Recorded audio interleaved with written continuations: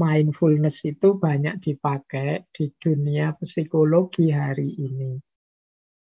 Ada banyak manfaatnya. Itu saya tulis misalnya mengatasi problem-problem psikologis dan psikosomatis. Psikosomatis itu sebenarnya awalnya problem pikiran, tapi efeknya ke sakit tubuh. Awalnya sih karena kita stres, tugas-tugas kuliah terlalu banyak. Akhirnya kepikiran tugas-tugas kuliah, terus imunitas kita drop. Terus datanglah penyakit, kepala kita pusing, perut kita mules misalnya. Tiap kali ingat tugas kuliah, perut kita rasanya mules, mual. Tiap kali terus, itu namanya gejala psikosomatis. Muncul kecemasan-kecemasan dalam diri kita. Jadi ini dari pikiran ke fisik.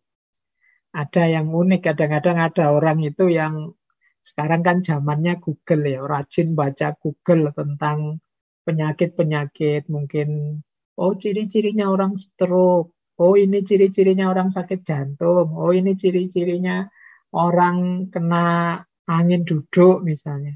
Nah, itu kita ngerti semua dari Google. Ini tidak sadar kadang-kadang terus mempengaruhi kita. Kita pusing sedikit saja, terus kita sambung-sambungkan, wah ini jangan-jangan gejala stroke ini. Kita perut mules sebentar, wah ini gejala penyakit jantung ini. Buktinya kok saya berdebar-debar ini. Ya, orang hidup normal ya mesti aja berdebar-debar. Tapi karena kemarin baru baca Google ciri-ciri orang sakit jantung, wah ini kita begitu agak capek sedikit berdebar-debar, wah ini sakit jantung ini. Akhirnya kita lemes beneran, akhirnya ya kita perlu obat beneran akhirnya. Ini banyak gejala-gejala kecemasan yang hari ini kalau mengikuti beberapa survei jumlahnya orang-orang yang mengalami problem kecemasan itu semakin meningkat. Jadi penyakit yang berawal dari pikiran tapi kemudian melahirkan penyakit fisik beneran. Nah, mindfulness bisa jadi opsi untuk kita keluar dari jebakan kecemasan tadi. Jadi ada anxiety itu kecemasan, termasuk adiksi. Adiksi itu ketergantungan.